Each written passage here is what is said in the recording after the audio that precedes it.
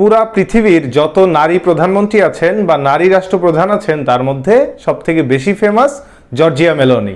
আর সেই মেলোনির সঙ্গে ঘটে গেল এক অবাক করা ঘটনা। কি ঘটনা জানেন? শুনলে আপনিও চমকে যাবেন। সকালে নাস্তা করছিলেন মেলোনি, হঠাৎ তিনি দেখলেন তার ছবি ভিআইপি সেকশনে একটা সাইটের। এই ভিআইপি আমি আপনি যা ভাবছি ওই ভিআইপি না। এই ভিআইপি মানে হচ্ছে ভেরি ইনঅ্যাপ্রোপ্রিয়েট ফটোস। ওই সাইটটাতে তার ছবি। কি অদ্ভুত এক ব্যাপার! দেশের রাষ্ট্রপ্রধান, তার ছবি ওই একটা সাইটে। ওই সাইট মানে তো বুঝছেন।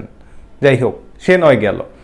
সবাই কিভাবে দেশের রাষ্ট্রপ্রধান রাষ্ট্র নিয়ে চিন্তা করবে, রাষ্ট্রের বাজেট পেশ করবে, বিদেশ সফরে যাবে, রাষ্ট্র পরিচালনা করবে, কিন্তু কি এক অদ্ভুত ব্যাপার, ফিকা নামে এক সাইট তারই ছবি ঢেলে দিয়েছে ওই ভেরি ইনঅ্যাপ্রোপ্রিয়েট ফটো সেকশনে।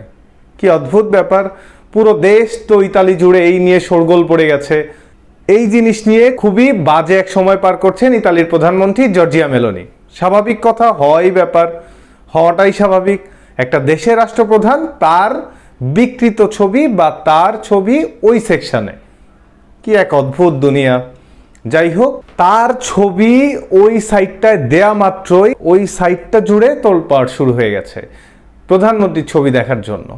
কি অদ্ভুত এক ব্যাপার! প্রধানমন্ত্রী তো যথেষ্ট বিব্রতকর পরিস্থিতিতে পড়ে গেছেন ওই ছবির জন্য।